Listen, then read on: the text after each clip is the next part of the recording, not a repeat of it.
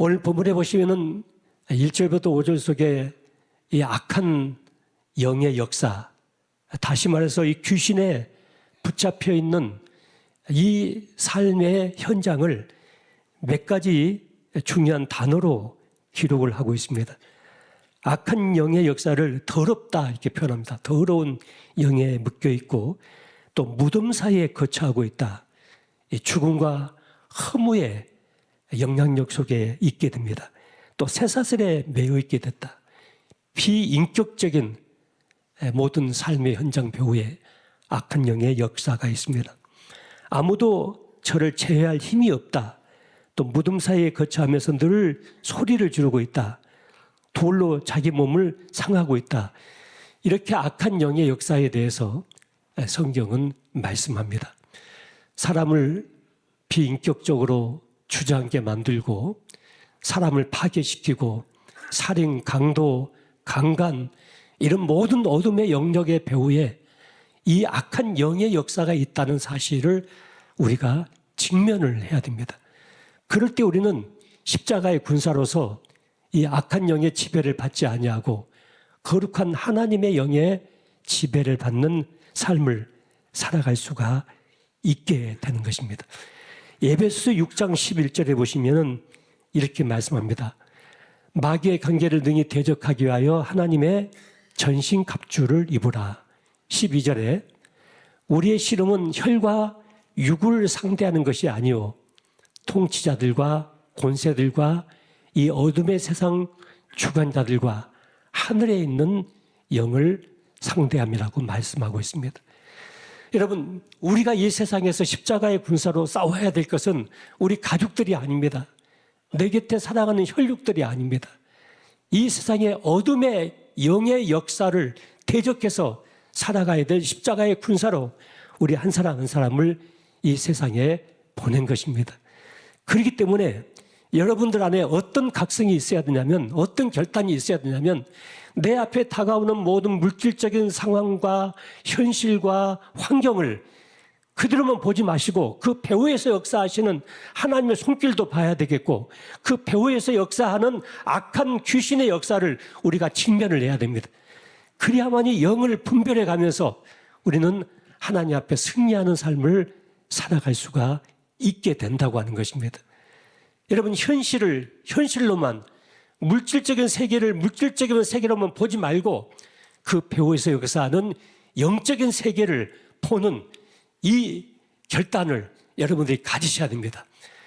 영의 눈을 떠서 영의 안목을 가지고 하나님의 관점에서 지금 나에게 되어지는 이 사건이 무엇을 의미하는지, 그리고 이 사건의 배후에 어떤 영의 역사가 있는지를 우리가 직면하면서 하나님의 거룩한 영의 인도를 받는가 하면은, 하나님의 거룩한 영의 역사가 아닌 어둠의 역사라면은 그 어둠의 역사를 대적하는 삶을 살아가야 될 것입니다. 악한 귀신의 존재는 인정하지만 이 귀신의 능력은 부정하면서 이 귀신을 대적하는 이 삶을 살라고 성경은 거듭거듭 우리에게 말씀하고 있습니다. 그래서 금년 한 해 동안은 살아가는 삶의 현장 속에서, 가정에서, 인간관계 속에서, 건강 문제로, 물질 문제로, 또 사회적인 관계 속에서 일어나는 이 모든 문제를 그냥 그 현상 자체로만 보지 말고 그 현상 배후에서 역사하는 어떤 영적인 역사가 있는가, 이게 하나님의 거룩하신 성령의 역사라고 한다면 우리는 순종하고 희생이 있고 좀 아픔이 있을지라도 그 앞에서 무릎을 꿇어야 되겠지만은, 하나님의 영의 역사가 아닌 악한 영의 어둠의 역사가 있다는 사실을 우리가 직면한다면 과감하게 예수의 이름으로, 하나님의 말씀으로, 십자가의 권세로 그 모든 어둠의 역사를 대적하는 삶이 일어나시기를 바랍니다. 이 결단이 우리 안에 있어야 되겠습니다. 두 번째는 오늘 본문에 보시면은 이 귀신 들린 청년이 귀신에 완전히 지배를 받고 귀신에 의해서 말을 하고 귀신에 의해서 움직이고 있는 이 청년의 입을 통해서 오늘 7절 말씀 보시면 이렇게 말씀합니다. 큰 소리로 부르짖어 이르되 그리고 7절 후반부에 보시면 오나건대 하나님 앞에 맹세하고 나를 괴롭히지 마옵소서. 무엇인가 자기에게 원하는 것, 간절한 것을 큰 소리로 부르짖어 예수님께 구하고 있습니다. 또 10절 말씀 보세요. 자기를 그 지방에서 내보내지 마시기를 뭐 했습니까? 간구했다고 말씀합니다. 또 12절 말씀 보세요. 이에 뭐하여 이르되? 간구하여 이르되 우리를 대제기로 보내어 들어가게 하소서 하니 13절에 허락하셨다. 이렇게 말씀합니다. 여러분, 이 지금 귀신 들린 청년이 예수 앞에 나와가지고 무릎을 꿇고 절을 하면서 자기에게 원하는 것을 간절히 간구하기 시작합니다. 부르짖기 시작합니다. 구하기 시작합니다. 소리 내어서 나에게 이것을 좀 이루어 주십시오. 이 문제를 좀 풀어 주십시오. 이것을 간절히 원했더니 13절의 성경을 말씀하기를 허락했다고 말씀합니다. 응답했다고 말씀합니다. 하나님의 거룩하신 뜻을 이루기 위해서, 하나님의 어떤 목적을 이루기 위해서 이 귀신의 간구와 소원까지도 허락하시고 응답하셨던 하나님이시라고 한다면은, 피로 값주고 산 하나님의 자녀들인 여러분과 내가 하나님의 거룩하신 영광과 뜻을 이루기 위해서 우리가 기도하고 간구하는 것을 하나님께서 어떻게 하시겠습니까? 허락하실 것입니다. 이루어 주실 것입니다. 귀신의 간구와 소원까지도 응답하신 하나님이시라고 한다면은 하나님의 자녀의 권세를 가지고 있고 예수 그리스도의 십자가의 피값으로 구원을 받은 우리 성도들이 하나님 앞에 간구하고 기도하는 것들 하나님께서 반드시 허락하실 것입니다. 응답하실 것입니다. 이 기도의 특권을 우리가 가지고 있습니다. 그래서 금년 한 해 동안 살아가면서 우리가 가져야 될 인생 최고의 전략이 무엇인가? 물론 인간적인 처세술도 필요하고 사회성도 필요하고 지식도 필요하고 경험도 필요하겠지만은 그보다도 더 중요한 것은 기도 최우선의 전략을 가지고 있어야 됩니다. 내가 어떤 일이 닥칠 때, 어떤 문제가 생길 때, 어떤 문이 닫혔을 때, 어떤 길이 보이지 않을 때 원망하고 불평하고 짜증내는 것이 아니고 하나님 앞에 무릎 꿇고 기도해야 되겠다. 간구해야 되겠다. 구하라, 찾으라, 문을 두드리라. 그리하면 가장 좋은 것으로 너에게 주시겠다고 거듭거듭 하나님은 우리에게 약속하고 있습니다. 에스겔서 36장 37절 말씀 보면 이렇게 말씀합니다. 같이 한번 봉독하겠습니다. 주 여호와께서 이같이 말씀하셨느니라. 그래도 이스라엘 족속이 이같이 자기들에게 이루어 주기를 구하여야 할지라. 내가 그들의 수요대를 양떼같이 많아지게 하되. 여러분, 하나님께서 모든 역사를 주관하십니다. 섭리하십니다. 하나님께서 우리의 안고 일었음을 다 알고 계십니다. 하나님께서 우리에게 무엇이 필요할 것을 다 알고 계십니다. 그런데 하나님께서 우리에게 한 가지 요구하고 계신 조건은 그래도 이스라엘 백성들이 택함받은 하나님의 자녀들이 구원받은 하나님의 자녀들이 그래도 이와 같이 자기들에게 이루어주기를 내게 구하여야 할 것이다. 왜냐하면 인격적인 관계이기 때문에 그렇습니다. 하나님은 도둑놈과 강도는 문을 부수고 집안에 들어오지만은 인격자는 안에서 문을 열어줄 때까지 밖에서 기다리고 있습니다. 하나님은 우리를 인격적인 관계로 대하고 싶어 하기 때문에 그래도 이와 같이 이스라엘 백성들이 자기들에게 필요한 것을 내게 구하여야 할 것이다. 내게 좀 구해달라. 내게 좀 간구 좀 해달라. 내게 좀 기도 좀 해달라. 그리하면 내가 이루리라고 주님은 우리에게 약속하고 있습니다. 여러분, 기도의 자원을 다 써버린 사람은 아무도 존재하지 않습니다. 기도하는 사람은 살아날 수가 있습니다. 여러분, 숨 쉬지 않는 사람은 마지막 죽어갑니다. 기도는 영혼의 호흡입니다. 우리가 기도를 하고 있는 한 우리 속 사람은 살아납니다. 기도를 하고 있는 한 길은 열리게 됩니다. 기도를 하고 있는 한 우리 인생은 달라질 수가 있습니다. 그러나 기도가 멈춰버리고 기도가 중단돼 버리게 되면은 우리 속 사람은 지식사에 빠지게 됩니다. 더 이상 영적인 감각이 상실되고 점점 죽어가게 되게 됩니다. 예수님은 오늘날 이렇게 말씀하셨습니다. 내 아버지 집은 기도하는 집이라고 말씀하셨습니다. 이 성전을, 이 거룩한 교회당을 향해서, 신약의 교회당을 향해서 구약의 성전을 가리키면서 예수님 말씀하시기를 내 아버지 집은 교제하는 곳이다. 내 아버지 집은 노래를 부르는 곳이다. 내 아버지 집은 제사를 드리는 곳이다. 이렇게 말씀하지 않고 내 아버지 집은 기도하는 집이다. 이렇게 말씀하셨습니다. 여러분, 가정에서 기도하시고 운전하면서 기도하시고 여러 가지로 기도하시지만은 정말 여러분에게 당면한 간절한 소원과 기도의 제목이 있다고 한다면 여러분이 교회를 향해서 달려오셔야 됩니다. 그리고 교회에 오셔서 여러분이 기도하는 시간을 갖는 것은 매우 우리가 하나님 앞에 기도의 능력을 활용하고 기도의 응답을 받는 가장 귀한 길 중에 하나가 될 수가 있을 것입니다. 여러분, 기도하는 어머니가 있는 자식은 절대로 망하지 않습니다. 기도하는 아내가 있는 그 남편은 절대 망하지 않습니다. 기도하는 성도가 있는 그 교회는 절대 문 닫지 않습니다. 기도하는 백성이 있는 그 민족은 절대로 망하지 않습니다. 하나님의 보호하사 우리나라 만세가 될 것입니다. 지금은 이 나라가 매우 혼란 속에 빠져 있습니다. 그러나 하나님은 이 모든 비정상을 정상으로 만들어 가실 것입니다. 절대 이 나라가 주저앉지 않을 것입니다. 왜냐하면 기도하는 하나님의 백성들이 이 나라에 가득 차 있기 때문에 그렇습니다. 기도하는 사람들, 기도에 무릎을 꿇는 사람들, 하나님의 말씀을 붙잡고 나에게 필요한 소원들, 나에게 원하는 것들, 나에게 이루어져야 될 것들, 그것을 간구하는 사람들의 기도를 하나님은 응답하실 것입니다. 저는 하나님 앞에 기도해가지고 기도를 응답을 받은 사건들을 간증을 하라고 한다면 제가 하룻밤을 세워도 다 간증을 못할 것만 같습니다. 정말 한 걸음 한 걸음 하나님의 기도의 응답이었습니다. 많은 사건들이 기도의 응답이었습니다. 여러분, 성경 속에 기록되고 있는 수많은 하나님의 사람들은 우리와 성정이 똑같은 사람들이었습니다. 야고보서 5장 16절부터 18절까지 말씀을 한번 같이 보겠습니다. 우리 같이 봉독하겠습니다. 그러므로 너희 죄를 서로 고백하며 병이 낫기를 위하여 서로 기도하라. 의인의 간구는 역사하는 힘이 큼이니라.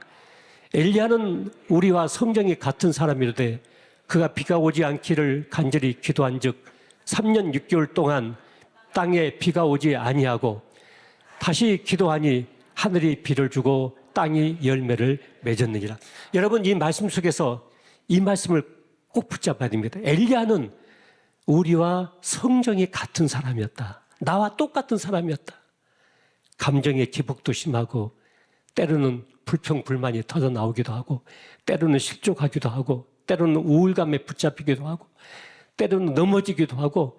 여러분, 엘리야는 여러분과 나와 똑같은 성정을 가지고 있는 사람인데 그가 기도했을 때 3년 6개월 동안 비가 오지 아니하고 또다시 기도한 적 하늘이 비를 내었느니라. 의인의 간구는 역사하는 힘이 크다 이렇게 말씀합니다. 엘리야의 하나님이 누구십니까?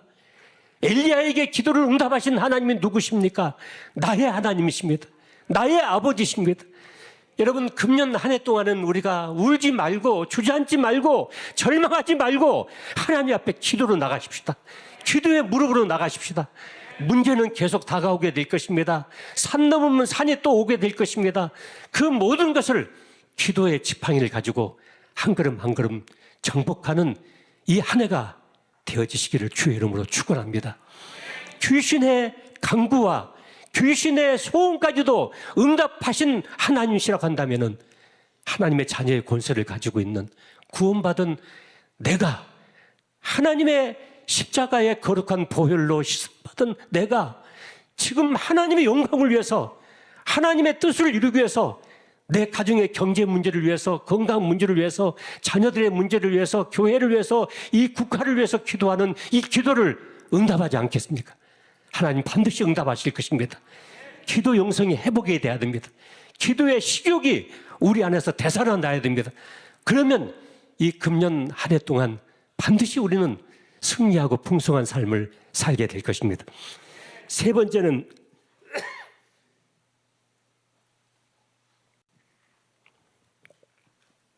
오늘 본문 13절 말씀을 보십시오. 이 귀신 들린 귀신이 하나님께 간구하고 기도했는데 13절에 성경은 뭐라고 하십니까? 허락하신대 이렇게 말씀하십니다. 더러운 귀신들이 나와서 돼지에게로 들어가며 거의 몇 마리요? 2,000마리 되는 떼가 바다를 향하여 비탈로 내리더라 바다에서 몰사했다 이렇게 성경은 말씀합니다. 제가 CCC를 통해서 예수를 믿게 되고 예수님을 영접하고 그러면서 이제 성경을 읽기 시작했습니다. 성경을 공부하기 시작했습니다. 이 마가복음을 읽어 나가는데 오늘 이 본문의 말씀 앞에 제가 딱 멈추게 되었습니다. 저는 이 성경 말씀이 이해할 수가 없었습니다. 수용할 수도 없었습니다. 어떻게 한 청년의 정신을 온전케 하기 위해서 돼지 2,000마리를 바닷속에다가 몰살시켜 버릴 수가 있는가? 이 예수님의 행위에 대해서 도저히 제가 가지고 있는 이성과 제가 갖고 있는 사고방식을 가지고 이 말씀이 수용이 되지 않았습니다. 어떤 한 종교학자는 기독교를 비판하기 위해서 이 성경 본문의 말씀을 가지고 비판을 했습니다. 기독교는 비인도주의적이다. 기독교는 비사회주의적이다. 기독교는 비경제주의적이다. 기독교는 비윤리적이다. 어떻게 사람 하나 정신을 온전케 하기 위해서 돼지 2,000마리를 바닷속에다 몰살시킬 수가 있느냐? 이게 기독교냐? 이게 종교냐? 이게 사람들을 위한 것이냐? 이렇게 기독교를 공격을 했습니다. 저도 그분의 말에 동의를 했었습니다. 왜냐하면 저도 이 말씀에 수용이 되지 않았습니다. 여러분 돼지 2,000마리 정도 된다면 돼지 한 마리에 50만 원씩만 계산을 해도 10억입니다. 여러분요. 돼지 2,000마리 잡아 눕혀놓으면요. 물만 좀 많이 부으면 청주 시민들이 따로 국밥을 한 그릇씩 다 먹을 수 있을 만큼 이건 엄청난 물질입니다. 결코 이게 쉬운 물질이 아닙니다. 이 엄청난 물질을 어떻게 한 청년의 정신을 온전케 하기 위해서 예수님께서 허비해 버릴 수가 있는가? 이게 어떻게 기독교가 될 수가 있는가? 어떻게 이게 사람을 살리는 종교가 될 수가 있는가?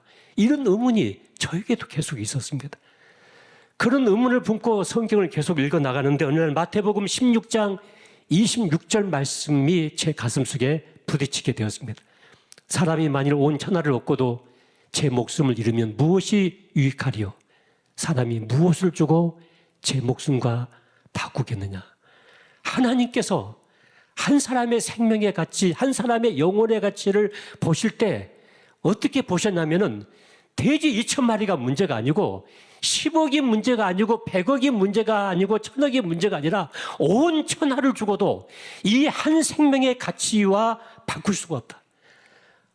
온 세상의 모든 것을 다 쏟아 부어도 이 한 사람의 영혼의 가치와 비교할 수가 없다. 그래서 모든 만물을 창조하신 하나님이 인간의 몸을 입고 이 땅에 오셔서 십자가에 매달려 죽어가시면서 우리를 구원하신 것이 기독교의 복음의 핵심 사건입니다. 이 하나님의 말씀을 통해서 나를 보니까 십자가의 주님의 피 흘림을 통해서 나를 바라보니까 나라는 존재가 돈 몇 푼으로 계산될 수 있는 이 세상의 물질적인 얼마를 가지고 계산할 수 있는 그런 존재가 아니라 온 천하를 주고도 내 목숨과 바꿀 수가 없는 절대적인 고귀한 생명의 가치가 나에게 있다는 사실을 깊게 인식하는 순간이 있었습니다. 그때 제 인생은 바뀌어지게 되었습니다. 완전히 달라지기 시작했습니다.